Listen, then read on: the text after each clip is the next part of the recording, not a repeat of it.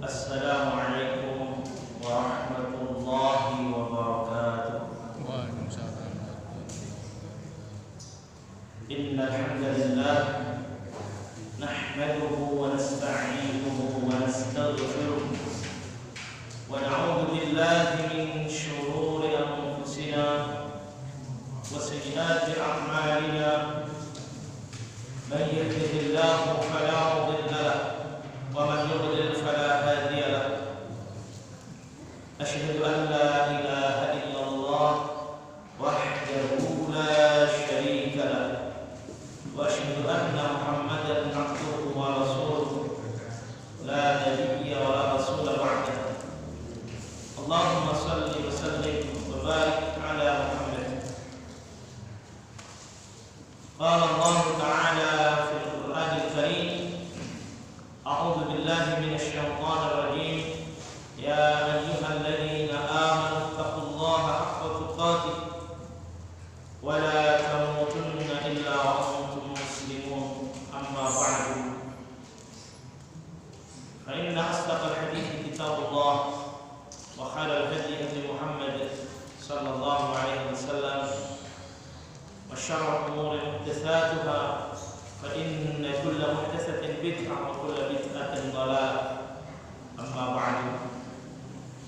Bapak-bapak, ibu-ibu, saudara-saudara sekalian yang berbahagia rahimakumullah, mari kita memanjatkan syukur kehadirat Allah Subhanahu wa taala atas rahmat dan nikmat-Nya pada kesempatan malam hari ini. Diberikan kesempatan untuk bisa hadir di Baitullah ini untuk bersama-sama kita lanjutkan kajian kita. Mari dengan sebenar-benarnya dan sebaik-baiknya kita manfaatkan waktu ini sehingga mendapatkan ilmu yang bermanfaat yang akan mengantarkan kita untuk menjadi hamba Allah yang saleh, menjadi ilmu yang mengantarkan kita menjadi hamba Allah yang selalu taat. Sebagaimana doa yang selalu kita minta kepada Allah, kita diberikan ilmu yang bermanfaat. Allahumma inni as'aluka ilman nafi'an wa rizqan thayyiban wa 'amalan mutaqabbala. Ya Allah, hamba mohon kepada Engkau ilmu yang bermanfaat, rezeki yang baik dan amal yang terterima. Jamaah rahimakumullah, salawat dan salam semoga melimpahkan kepada Rasulullah Muhammad sallallahu alaihi wasallam.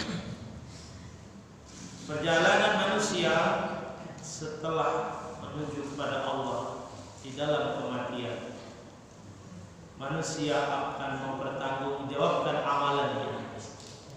Ini perkara yang paling ditakuti oleh para ulama. Ini perkara yang paling ditakuti oleh orang-orang yang saleh. Mengapa demikian? Pada hari nanti kita menghadap kepada Allah, tidak akan ada siapapun yang mampu memberikan pertolongan kepada kita. Anak dan istri tidak akan mampu memberikan pertolongan. Maka Allah menyebutkan pada hari manusia menghadap kepadanya untuk mempertanggungjawabkan amalnya, hari itu tidak akan bermanfaat harta dan anak-anak manusia. Yauma la yanfa'u malun wa la banun. Hari itu, hari kiamat, hari kita menghadap kepada Allah, mempertanggungjawabkan amal kita, la yanfa', tidak akan bermanfaat, malun, harta, wala banun, dan juga anak-anak laki-laki. Illa man atallaha, kecuali orang yang datang menghadap kepada Allah biqalbin salim, dengan hati yang selamat. Ini yang paling menakutkan, di mana saat itu manusia menghadap kepada Allah akan mempertanggungjawabkan semua apa yang telah dilakukan, dari amalan-amalan kecil sampai amalan besar akan dipertanggungjawabkan semuanya di hadapan Allah. Dari amalan-amalan, perbuatan-perbuatan yang rahasia yang tidak pernah dilihat oleh siapapun. Kita merasakan mungkin aman ini perbuatan, tidak ada yang tahu. Namun yang rahasia ini pun kemudian Allah akan tampakkan, Allah akan tunjukkan, sehingga kita menjadi malu di hadapan makhluk-makhluk yang lain. Fulan, ternyata Anda fulan yang seperti itu. Semua yang sarair, rahasia-rahasia itu ditampakkan ketika kita di hadapan Allah Subhanahu wa taala. Ini menyadarkan kita bahwa di saat kita masih diberikan hidup oleh Allah Subhanahu wa taala, kita harus manfaatkan kesempatan ini untuk mengintrospeksi, bermuhasabah, memperbaiki diri. Jangan lagi merasa kita aman dan lepas dari bantuan Allah. Semuanya nanti kita akan lihat di hadapan Allah Subhanahu wa taala. Jamaah rahimakumullah. Di dalam Musnad Imam Ahmad disampaikan hadis dari Abi Umamah radhiyallahu anhu yang menyampaikan bahwa Rasulullah sallallahu alaihi wasallam bersabda. Rasulullah menyampaikan, "Tadnu asy-syamsu yaumal qiyamah ala qadri mil wa yuzatu fi harriha kada wa kada. Taghli minha ar-ru'us kama taghli al-qudur. Ya'rifuna fiha ala qadri khatayahum. Minhum man yablughu ila ka'bihi wa minhum man lam yablugh ila saqaihi wa minhum man yablughu ila wasatihi wa minhum man yuljimuhu al-'araq." Pada hari kiamat nanti tadnu syamsu, matahari itu didekatkan ala qadri mil, yang ukurannya sekitar ukuran mil. Sangat dekat. Berarti betapa sangat panasnya saat itu. Karena jarak matahari dengan manusia saat hari kiamat itu hanya ukuran mil. Sekarang ini ukurannya segitu jauhnya. Ketika kita masih di dunia ini, matahari bagaimana panasnya saat siang hari. Kita yang ada di sini khatulistiwa, kalau yang berada di negeri Arab sampai 48 derajat, hampir 50, panasnya luar biasa. Nanti pada hari kiamat tadnu asy-syamsu qadra mil, matahari dekat di atas kepala manusia sedekat ukuran 1 mil. Bagaimana yang terjadi? Wa yazatu fi harriha kadza wa kadza, maka bertambahlah panasnya matahari sampai seperti ini dan seperti ini. Panasnya matahari tepat di atas kepala ukuran 1 mil. Apa yang terjadi saat itu? Taghli minhar ru'us, saat itu maka mendidihlah kepala manusia, mendidih. Kama taghli al-qudur, sebagaimana mendidihnya periuk atau kuali yang di dalamnya ada air. Karena panasnya itu isi kepala itu mendidih.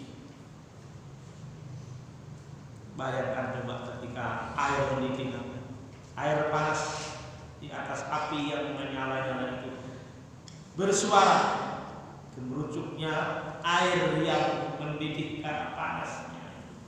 Itu nanti kepala manusia di sana saat matahari didekatkan pada hari kiamat, kepala itu mendidih seperti didihnya periuk kuali yang dipanaskan di atas api, gemurucuk. Kita hanya memohon perlindungan kepada Allah Subhanahu wa taala. Tidak ada lagi kesombongan manusia yang mungkin di dunia baru berani mentang-mentang mana Tuhan itu, mana Tuhan. Saat itu siapa yang bisa bicara? Tidak ada yang berani.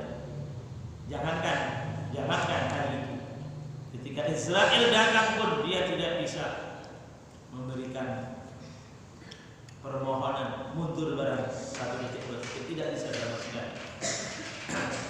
Namun terkadang kesombongan manusia menjadikan dia tidak sadar bahwa sesungguhnya dia itu tidak punya apa-apa. Kalau sudah diperingatkan seperti ini, bagaimana? Manusia tidak akan pernah berani melakukan perbuatan-perbuatan dosa. Kalau sudah di hadapan Allah, ketika menghadap pada hari kiamat seperti ini kenyataannya, manusia tidak memiliki peran sedikit pun. Ya'rifuna fiha ala qadri khatayahum. Mereka orang-orang yang ada pada hari kiamat itu mengetahui langsung apa yang terjadi pada saat matahari didekatkan dengan panas yang sebegitu panasnya dan kepala-kepala manusia itu mendidih. Mereka mengetahui diri mereka sendiri sesuai dengan kadar dosa yang mereka lakukan. Jadi saat itu belum hisab, belum jaza, belum balasan, belum sampai pada keputusan neraka atau surga, belum. Itu baru proses ketika berkumpul manusia, matahari didekatkan. Itu nanti masih ada proses hisab. Kemudian masih ada proses keputusan di mana akan ditempatkan. Pada hari itu ada hisab dan nanti jazaknya di mana. Itu proses saja sudah seperti itu sulitnya. Manusia tahu apa yang terjadi keadaannya itu sesuai dengan kadar dosa mereka. Mereka sadar kok semacam ini. Mereka mengetahui karena dosa dulu semacam ini, karena dosaku. Mereka paham, mengerti betul karena itu semua adalah pengaruh dari dosa-dosa mereka. Kemudian minhum man yablu ila ka'bihi. Maka pada hari itu ada orang yang panasnya keadaan yang begitu berat panas, kepala manusia mendidih. Itu ada orang yang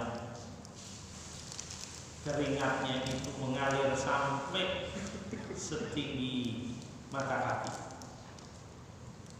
Keringatnya karena saking panasnya itu mengalir, keringatnya itu sampai setinggi mata kaki. Wa minhum man lam yablugh ila saqaihi. Dan di antara mereka ada yang keringatnya itu sampai ke 2 betisnya. Begitu sangat panasnya, keluar keringat sampai keringatnya itu hampir sampai setinggi 2 betisnya. Wa minhum man yablughu ila wasatihi. Dan ada orang yang keringatnya itu sampai setengah badan. Itu semuanya adalah bobot dosa mereka masing-masing. Bobot dosa masing-masing. Semakin banyak keringatnya itu pertanda berarti dia semakin banyak dosanya. Semakin banyak keringatnya semakin berat dosa. Kalau yang keringatnya setinggi mata kaki, mungkin dosanya sekian berat. Yang setinggi betisnya sekian banyak dosanya. Yang sampai tenggelam setinggi badan, alhamdulillah. Itu dosa-dosa begitu banyak dilakukan. Itu mereka-mereka yang ketika di dunia berbangga-bangga, berbahagia, bersenyum-senyum, berhappy-ria.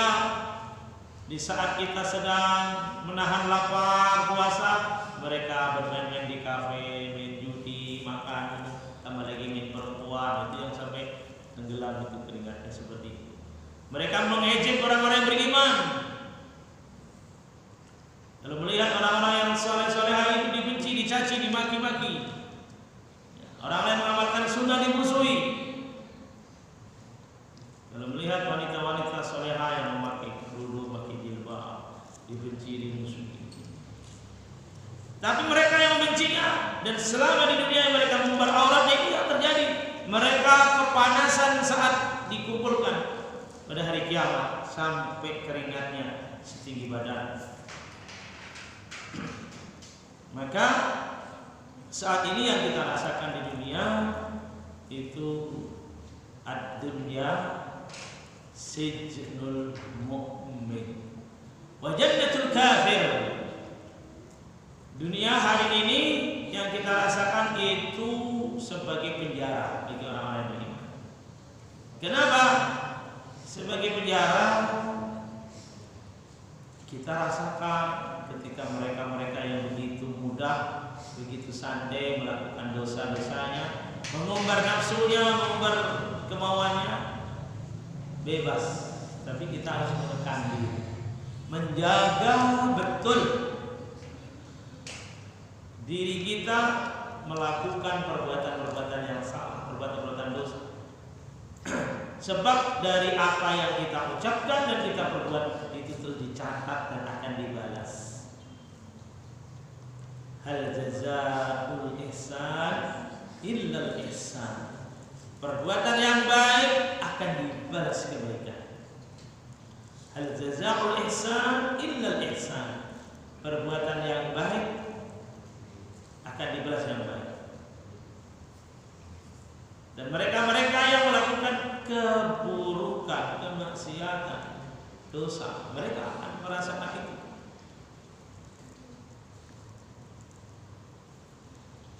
Dan bahkan bisa jadi karma dunia itu juga terkadang sudah Allah tunjukkan. Terkadang di dunianya sudah merasakan begitu. Saat mau menjemput itu sudah dibuat susah sakaratnya. Saat mau datangnya ajal itu sudah dibikin susah. Dan banyak itu terjadi. Itu sudah mestinya menyadarkan diri. Saat-saat hari-hari akan datangnya ajal. Yang dulunya serba melimpah, serba punya, serba ada, dibikin semuanya habis. Habis tidak punya apa. Mau dibuat sombong apalagi kita tidak bisa sombong. Ketika sudah tidak bisa lagi menelan air, masuknya air ke tubuh harus pakai alat dengan biaya, dan saat itu pula sudah bingung berapa biaya yang sudah tidak punya. Tidak ada lagi disombongkan. Itu masih di dunia, nanti di akhirat semacam ini. Na'udzubillah. Maka kita mohon kepada Allah dari beratnya keadaan dari kiamat. Keadaan yang semacam ini itu dirasakan oleh para pelaku dosa, yang merasakan keadaan panas hingga sampai mereka itu berkeringat hingga kedua mata kaki, hingga kedua betis, hingga setengah badan. Dan ada lagi disebutkan wa minhum man yuljimuhul araq. Dan di antara manusia pada hari itu ada orang yang tenggelam dengan keringatnya. Tenggelam dengan keringatnya. Habis tubuhnya keringat keluar. Ini pelaku dosa yang sudah sangat luar biasa dosanya. Barangkali dosa-dosa yang sudah tidak lagi batasan dosa manusia, sudah perilaku hayawan, sudah perilaku hewan. Kalau orang-orang kafir, mereka oleh Allah SWT sudah dinas dalam Al-Quran, bahwa mereka itu fi nari jahannam. Innal ladzina kafaru min ahli al-kitab wal musyrikina fi nari jahannam. Sesungguhnya orang-orang kafir dari golongan kitab dan orang-orang musyrik itu tempat mereka di dalam neraka jahannam. Lalu bagaimana nerakanya? Ini belum proses nerakanya. Yang dialami ini baru proses manusia dibangkitkan pada hari kiamat, matahari didekatkan. Belum pada tingkatan balasan dan penetapan di mana manusia itu neraka di surga. Ini belum prosesnya. Nanti kalau di nerakanya, kalau orang kafir sudah dinas fi nari jahannam, itu di dalam neraka jahannam khalidina fiha. Berapa lamanya? Khalidina fiha, selama-lamanya, kekal di dalamnya.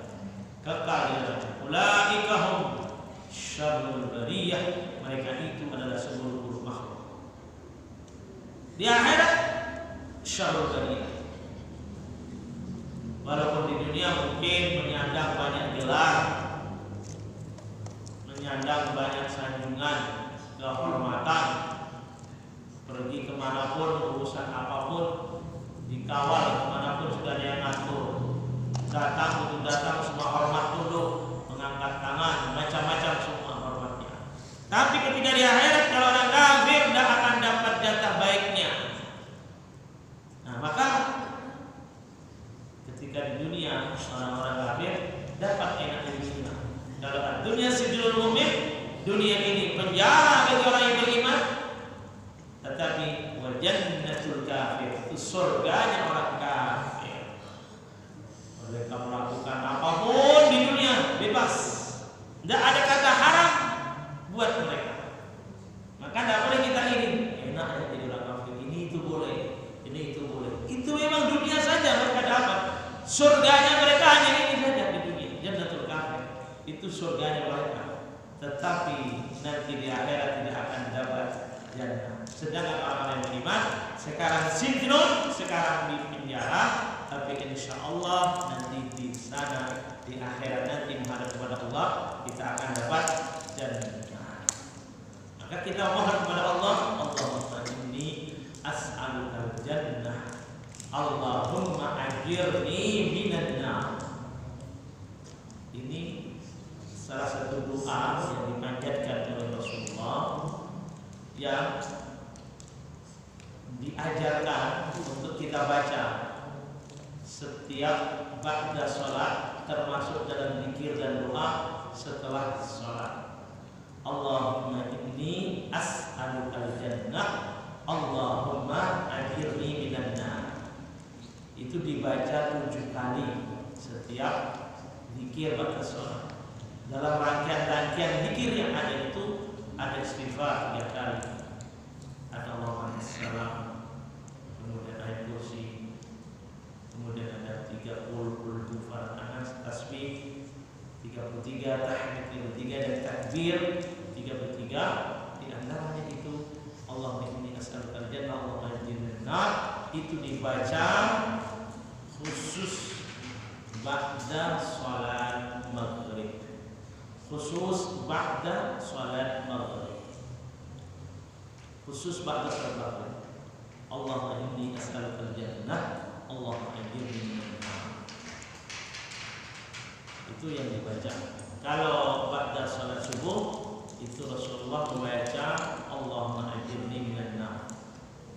Cuma baca itu satu kalimat yang terakhir, Allahumma ajirni minan nar. Itu pun dibaca 7 kali. Allahumma ajirni minan nar, ya Allah selamatkan aku dari neraka. Yang ba'da maghrib, Allahumma inni as'alukal jannah, ya Allah saya mohon kepada Engkau surga, Allahumma ajirni minan nar. Yang kita minta kepada Allah ini. Jangan pernah coba-coba kita kepingin menikmati dunia dengan melanggar aturan-aturan Allah. Memang kita rasakan ini segala hal yang dilarang oleh Allah seakan-akan penjara. Jadi makan mesti harus dipastikan halal haramnya. Jika jelas itu haram, maka kita harus berani mengatakan tidak. Jika nyata-nyata haram, kita berani mengatakan tidak. Jika nyata-nyata haram, kita berani mengatakan tidak. Tidak. Dan kita sabar menahan diri. Kita sabar menahan diri sehingga kita diselamatkan oleh Allah dari azab neraka. Sedangkan mereka yang berfoya-foya bersenang-senang terserah mereka lakukan itu, memang itu bagian mereka di dunia, hanya sementara. Berapa lama? Tidak lama-lama. Ya, yang sudah kita ketahui itu antara 60 sampai 70. Dan saat-saat umur segitunya kan sudah tidak mampu-mampu. Tidak seperti dulu ketika muda umur 25, 30, 40 nah. Sudah sekitar umur itu ya, tinggal sudah lebih dekat kepada kubur daripada dekat dengan istana. Maka itu sudah umur peringatan. Umur di saat-saat sudah mendekati alam barzakh, bukan lagi berfoya-foya. Maka lebih mendekatkan diri kepada Allah SWT. Itu justru nikmatnya orang-orang yang beriman. Jamaah rahimahullah. Maka kita ketika diberikan oleh Allah kesempatan masih mampu mendengar azan dan kita masih mampu menggerakkan kaki datang ke masjid, jangan ada kata kita tidak mau. Lawan segala tipu daya, lawan segala macam gangguan yang akan menghalangi kita untuk sampai ke masjid. Dan gunakan kesempatan itu untuk kita segera datang. Dan bersyukurlah kepada Allah kita masih mampu mendengar, berangkat dengan mengangkat kaki. Fasilitas rezeki yang Allah berikan, kita punya motor, kita berangkat bawa motor, tidak ada susahnya. Jadi barokah rezeki. Di mana Nabi SAW menyebutkan siapa yang keluar dari rumah, dia berwudu dari rumah, kemudian dia berniat berangkat ke masjid, setiap langkahnya menuju masjid itu menjadi penghapus dosa bagi dia. Ketika dia sampai masjid, menunggu dikumandangkan iqamah, saat menunggunya itu Allah mencatatnya sama dengan pahala salat jamaah. Masih ada kesempatan untuk salat tahiyatul masjid, salat 2 rakaat salat sunnah, mendapatkan pahala salat tahiyatul masjid. Saat menunggu iqamah, pahalanya sama dengan salat jamaah. Dan ketika salat jamaah dimulai, imam memulai salat, dari mulai salat hingga selesai, malaikat itu turun dan mendoakan orang yang salat jamaah itu, Allahumma ighfir lahu, Allahumma arhamhu. Malaikat turun dan mendoakan orang yang salat ini, ya Allah ampuni dia, ya Allah rahmati dia. Selama salat selesai, maka selama itu kita salat jamaah, dari mulai takbiratul ihramnya imam kita jamaah sampai salam, itu doanya malaikat mendoakan kita, Allahumma ighfir lahu, Allahumma arhamhu. Ya Allah ampuni dia, ya Allah rahmati dia. Terus sampai salat selesai. Maka ketika imamnya membaca panjang, itu barokah buat jamaah. Berarti doanya malaikat semakin panjang. Karena selama salat jamaah belum selesai, malaikat terus mendoakan, Allahumma ighfir lahu, Allahumma arhamhu. Kalau bacaannya pendek, baca doa ini, baca ayat inna a'tayna sebentar, kalau asri sebentar, dulu sebentar. Kalau bacanya amma yatasaalun 40 ayat panjang, barokah. Berarti doanya malaikat panjang juga. Karena selama belum selesai, setelah sampai salam masih berdoa, Allahumma ighfir lahu warhamhu. Ini kesiwa orang jamaah keluar dari rumah berwudu, niat untuk salat jamaah, setiap langkahnya dihapus oleh Allah Subhanahu wa taala. Duduknya untuk iqamah itu pahala sama dengan jamaah. Ketika jamaah dapat pahala salat jamaah dan dapat doanya malaikat. Sampai selesai didoakan malaikat. Walaupun kadang-kadang imam baca panjang, banyak makmum yang tidak pada setuju. Tapi pada sebenarnya ketika imam baca panjang itu doanya malaikat itu banyak. Persoalannya makmumnya tidak sinkron. Maunya yang pendek-pendek cepat selesai cepat pulang. Kenapa tidak tahu istimewanya salat jamaah ini? Istimewanya semacam ini. Kalau yang sudah ngerti istimewanya salat jamaah semacam ini, tidak akan meninggalkan salat jamaah. Dan itu disebutkan oleh Rasulullah SAW dalam hadis tentang bagaimana keistimewaan orang yang datang salat jamaah dari rumah, berwudunya dari rumah, bukan wudunya di masjid, berwudunya dari rumah. Kemudian setelah dari rumah itu berwudu, niat ke masjid. Satu-satunya hanya niat ke masjid, bukan lagi niat belanja ke Indomaret, ya. Itulah lagi itu nanti pahalanya nyampe di sana. Jadi memang dari rumah mau niat ke masjid, niat ke masjid. Bukan niat mau belajar atau apa, memang niat ke masjid, satu-satunya niat ke masjid. Itu yang menjadi pahala dan penghapus dosa. Ini orang-orang yang beriman diberikan peluang oleh Allah Subhanahu wa taala. Maka indahnya kehidupan bagi orang yang beriman ketika selalu menjaga perintah Allah. Begitu Nabi SAW menyebutkan peristiwa hari kiamat dengan seperti itu keadaannya. Panasnya matahari hingga kepala mendidih, hingga manusia tenggelam karena dosa-dosanya. Kita tidak akan pernah untuk berbuat dosa. Dan ketika dosa kita lakukan, kita segera sadar dan bertaubat. Kita mohon ampun kepada Allah Subhanahu wa taala. Dan kita meninggalkan dosa. Dosa semacam apapun, sebesar apapun, sekecil apapun, walaupun rahasia tidak ada orang yang lihat, kita hanya takut kepada Allah Subhanahu wa taala. Tidak boleh kita menyombongkan diri karena keadaan fisiknya masih kuat, karena keadaan tahta yang dimiliki, karena keadaan kekuasaan yang dipunyai, karena kehebatan ilmu yang dimiliki, kemudian merasa sombong dan tidak perlu lagi untuk mendatangi panggilan Allah. Celaka orang yang demikian. Di dalam hadis disebutkan dari Ibnu Umar radhiyallahu anhu, beliau menyampaikan, man ta'azzama fi nafsihi, barang siapa yang merasa sudah besar, merasa sudah gede, merasa sudah hebat, merasa punya kekuasaan, merasa sudah memiliki segalanya, ta'azzama fi nafsihi, merasa menjadi orang besar, au ihtala fi masyiatihi, atau orang yang sombong di dalam perjalanannya, dalam perilakunya, merasa sudah memiliki urusan-urusan besar, merasa menjadi orang penting, merasa menjadi orang hebat, sehingga menyombongkan diri di hadapan banyak orang. Orang yang merasa sudah semacam ini, merasa dirinya besar, merasa sombong dalam hidupnya, laqi Allah Ta'ala wa huwa alaihi ghadban. Orang yang semacam ini nanti menghadap kepada Allah dalam keadaan Allah itu murka kepadanya. Padahal yang kita harapkan ketika nanti kita menghadap kepada Allah Subhanahu wa taala, kita menghadap kepada Allah dengan diberikan ampunan.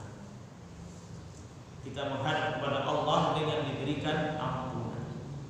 Itu yang kita inginkan. Sebab pada hari kita menghadap kepada Allah, orang-orang yang tadi merasa besar, merasa hebat, merasa kuat, la yanfa'u malun wala banun, tidak akan bermanfaat hartanya dan juga anaknya. Yang akan bermanfaat adalah amal solehnya. Orang-orang yang bisa mengambil pelajaran dari peristiwa demi peristiwa tidak akan menjadi orang yang sombong. Maka sampai sangat besarnya dosa orang-orang yang kibar, orang-orang yang sombong. Itu sampai kemudian Nabi SAW menyebutkan bahwa orang-orang yang sombong itu tidak akan dapat surga. Orang yang sombong tidak akan dapat surga. La yadkhulul jannah, tidak akan masuk surga. Man kana fi qalbihi mithqala dzarrah min kibrin, tidak akan masuk surga orang yang di dalam hatinya ada kesombongan, walau sangat kecil, walau seberat debu, walaupun seberat tepung, walau sangat kecil, walau sebesar biji sawi. Kalau ada kesombongan, la yadkhulul jannah, la yadkhulul jannah, tidak akan masuk surga. Sebagaimana iblis yang sombong tidak mau sujud kepada Nabi Adam karena dia merasa lebih berharga, merasa paling baik. Dan orang-orang yang sombong di dunia ini itu kisaran kesombongannya seperti iblis itu, karena merasa paling atau merasa lebih dibandingkan orang lain. Sehingga oleh Allah SWT dinas orang yang punya kesombongan walau sangat kecil tidak akan masuk surga, walau sangat kecil. Apalagi jika kesombongannya sudah seperti Fir'aun, sampai meminta kepada para punggawanya, para pembantunya untuk membangun bangunan loteng yang sangat tinggi. Apa maunya dia? Fir'aun sampai seperti itu untuk bisa mengintip Tuhannya Nabi Musa. Sampai begitu. Karena kesombongannya bikin bangunan sangat tinggi untuk bisa melihat di mana Tuhannya Nabi Musa. Kesombongannya Fir'aun. Kesombongannya yang sangat luar biasa hingga dikutuk selamanya oleh Allah SWT. Sampai kemudian mengaku sebagai Tuhan. Ana rabbukumul a'la. Itu kesombongan Fir'aun. Aku ini adalah Tuhanmu yang paling tinggi. Orang-orang Bani Israel yang menyembah Allah yang mengikuti Nabi Musa, semuanya dimusuh, semuanya diserang, semuanya diperangi, dan dia kemudian mengaku sebagai Tuhan yang paling tinggi. Namun apa yang terjadi? Nasib si sombong seperti Fir'aun kemudian oleh Allah SWT dibuktikan, kemudian ditenggelamkan di Lautan Merah, dan Nabi Musa serta para pengikutnya diselamatkan oleh Allah SWT. Itu pertanda bahwa kesombongan setinggi apapun yang dilakukan manusia tidak akan membentengi dia, tidak akan mampu menyelamatkan dia dari azab Allah SWT. Yang kemudian oleh Allah SWT jasadnya Fir'aun itu masih diabadikan. Untuk apa? Untuk menghinakan Fir'aun itu seumur hidupnya, sebelum kiamat itu sudah dihina. Apa tidak terhina kalau orang mati dikubur, sudah habis jasadnya dimakan tanah, hilang, orang nggak akan melihat terus. Tapi ini Fir'aun sampai hari ini masih ada jasadnya, orang masih melihat. Itu kehinaan Fir'aun. Sampai sekarang masih hina. Sudah ribuan tahun mati masih terhina. Ya kalau sudah mati kemudian habis ya selesai sudah, nggak ada lagi jasadnya. Ini masih ada jasadnya. Penghinaan Fir'aun. Masih ada penguasa-penguasa yang model begini. Ya ujung-ujungnya juga akan sama. Bagaimana? Akan ditumpang habis oleh azab Allah. Entah kapan, bisa juga saat hidupnya, bisa juga nanti ketika di akhirat. Alhamdulillah. Ya ma'arahmatullah. Maka sampai diingatkan, siapa yang merasa besar, merasa sudah memiliki kekuatan dan berjalan di muka bumi dengan kesombongan, nanti menghadap kepada Allah dengan murka Allah SWT. Orang-orang yang sombong biasanya sangat jauh dari ajaran kebenaran, sangat jauh dari kebaikan. Maka sampai disebutkan oleh Rasulullah SAW, la yadkhulul jannah, tidak akan masuk surga. La yadkhulul jannah, tidak akan masuk surga. Man kana fi qalbihi mithqala dzarrah min kibrin, yang di dalam hati ada kesombongan walau sangat sedikit. Yang suka meremehkan orang, yang suka meremehkan orang, menghina orang. Maka saat itu ada sahabat yang bertanya, ketika terkait dengan kesombongan itu, ya Rasulullah, bagaimana Rasulullah ketika ada orang itu senang memakai pakaian yang indah, ada orang yang senang memakai sandal yang bagus, khawatir jangan-jangan kalau sedang pakai pakaian yang indah, pakai jubah yang bagus, pakai baju takwa yang bagus, pakai sorban yang bagus, pakai sandalnya yang bagus, bagaimana ya Rasulullah? Nabi menjawab, Innallaha jamil yuhibbul jamal. Allah itu maha indah dan Allah mencintai keindahan. Perkara kita pakai pakaian yang indah, gamis, pakai baju takwa, kemudian pakai kopiah, pakai sorban, pakai pakaian yang bagus, ketika kita ke masjid, itu tidak kesombongan, tapi itu keindahan. Dan itu menjadi amal baik, sebab Allah itu maha indah dan mencintai keindahan. Silakan. Jangan lalu kemudian kita khawatir sombong, lalu ke masjid pakai yang compang-camping, yang pakai klonet, yang bolong-bolong, yang jelek-jelek, pakai yang bagus-bagus. Khudhu zinatakum inda kulli masjid, pakailah pakaian yang indah kita ke masjid. Kita menuju jalan ke surga pakai pakaian terbaik. Ya. Khusus untuk jamaah bapak-bapak yang ke masjid disunahkan memakai parfum, minyak wangi. Kalau ibu-ibu tidak boleh, tutup aurat serata-ratanya, jangan pakai minyak wangi, karena haram bagi wanita keluar rumah pakai minyak wangi. Kalau dalam rumah silakan satu botol habis satu malam, silakan. Di rumah boleh, silakan pakai minyak wangi sebanyak-banyaknya. Bersolek berdandan secantik-cantiknya boleh, dibuka selebar-lebarnya boleh. Tapi ketika keluar jangan, itu termasuk kesombongan karena melawan perintah Allah menutup aurat. Jadi kalau bapak pakai pakaian yang indah kemudian memakai itu sunnah.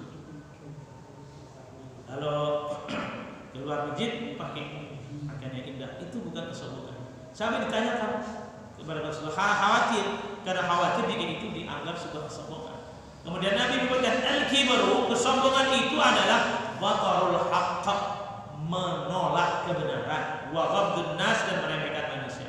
Ketika dikatakan ini haram tapi kemudian tetap dilanggar, itu namanya kesombongan. Ketika disebutkan ini halal kemudian menolak, itulah namanya kesombongan. Ketika dikatakan ini wajib kemudian menolak, itulah namanya kesombongan. Ketika dikatakan ini firman Allah kemudian dilawan, itu namanya kesombongan. Walaupun orangnya si santun-santun amat bicaranya, tapi kalau bicaranya walaupun dengan santun bahasa yang halus, tapi melawan aturan Allah, kesombongan itu bukan bicara yang halus, tapi orang yang melawan kebenaran, itu kesombongan. Wa ghamdun nas, dan meremehkan manusia. Kalau sudah menyampaikan kebenaran, siapapun yang menyampaikan, fulan itu siapa? Apakah dia pejabat atau dia rakyat? Apakah dia orang kaya atau orang miskin? Kalau sudah menyampaikan kebenaran, harus diterima. Tidak kemudian dibilang itu kan orang biasa, itu kan bawaan saya, itu kan orang kecil, itu kan orang miskin, dan putus saya di dunia. Kesombongan. Sudah mulai berani menolak kebenaran dan sudah berani meremehkan orang. Itulah kesombongan. Ini yang disampaikan nanti datang kepada Allah dengan membawa murka Allah. Dan ini yang disampaikan oleh Rasulullah tidak akan mendapatkan surga. Yang itu nanti di akhirat ketika matahari didekatkan, dia termasuk orang yang terkena panasnya matahari, keluar keringat sampai ada yang setinggi mata kaki, setinggi betis, ada yang tenggelam. Itu orang-orang yang sombong, yang melanggar aturan-aturan Allah Subhanahu wa ta'ala. Jamaah sekalian rahimakumullah, barakallahu fikum. Demikian kajian kita pada malam hari ini. Mudah-mudahan menjadi pelajaran dan peringatan bagi kita untuk selalu menjaga diri dengan beramal saleh dan sebaik-baiknya, dan meninggalkan segala macam dosa dan kesombongan. Kita tutup dengan berdoa. Subhanakallahumma bihamdika asyhadu an la ilaha illa